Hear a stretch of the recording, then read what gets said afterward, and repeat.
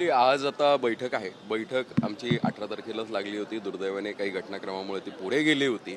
पण तुम्ही एक नवल पहा की काल बैठक ठरली आणि लगेच नाशिकलाही छापेमारी झाली आणि फेक पनीर सापडलेलं आहे. त्यामुळे बैठक लागली की एवढं सापडतंय म्हणजे याचा अर्थ अजूनही हे फेक पनीर किंवा ॲनोलॉग चीज हे मोठ्या प्रमाणावरती संपूर्ण महाराष्ट्रामध्ये त्याचं बनतंय सुद्धा आणि विक्रीसुद्धा होती आहे. तर अशा सगळ्यांवरती कंट्रोलिंग करणं गरजेचं आहे.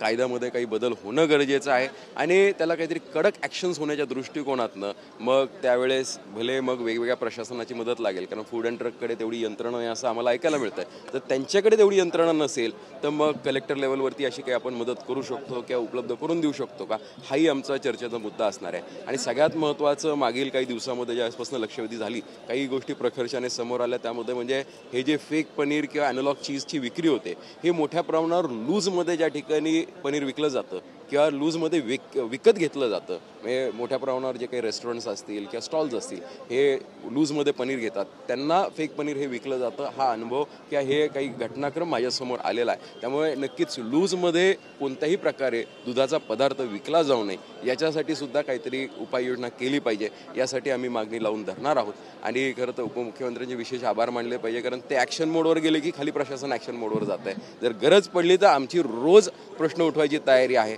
आणि विशेष म्हणून मीडियाचेही मी विशेष आभार मानेल, कारण आपण हा मुद्दा लावून धरला त्यामुळे जनजागृती झाली. आणि आता प्रत्येकजण पनीर खातानाही प्रश्न विचारतोय, म्हणजे ज्याच्याकडनं विकत घेतो त्याला विचारतोय की जिथे खातो तिथे की हे रिअल पनीर आहे का. त्यामुळे ही जनजागृती सुद्धा खूप महत्त्वाची होती आणि हा मुद्दा आपण सर्वांनी उचलला, त्याबद्दल आपल्या सगळ्यांची विशेष आभार.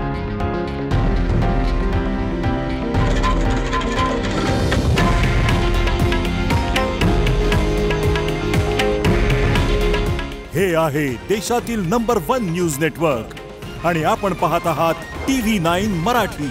काळजी तुमची, हित महाराष्ट्राचं.